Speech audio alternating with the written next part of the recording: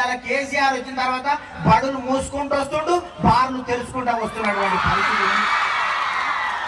విద్యార్థుల నిష్పత్తి ప్రకారం పంతులు లేరు, కానీ జనాభా నిష్పత్తి ప్రకారం మద్యం షాపులు పెడుతున్నాడు. ఇవాళ త్యాగాల తెలంగాణ మొత్తం తాగుబోతుల తెలంగాణగా మారుస్తున్నాడు. ఆడోళ్ళకేమో సీరియల్ అలవాటు చేసిండు, మగోళ్ళకేమో సీసాలు అలవాటు చేసిండు.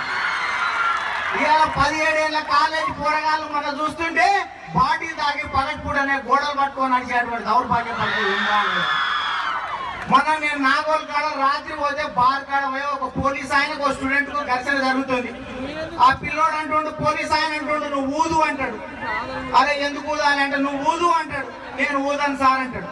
అని ఆ స్టూడెంట్ అడిగిండు, నువ్వు తాగినవంటే అరే నీదేందయ్యా, తాగినట్టు నన్ను జైల్లో పెడుతున్నావు, ఈ గవర్నమెంట్ తాగబోతు ముఖ్యమంత్రి నడుతుంది, ఆ నీడ పెట్టాలి అని పోరాడాలి. ఇవాళ 108 అనే నెంబర్కు ఫోన్ కొడితే అంబులెన్స్ ఎప్పుడు వస్తుందో కూడా తెలియని పరిస్థితిలో ఇవాళ 108 పరిస్థితి కనిపిస్తా ఉంది.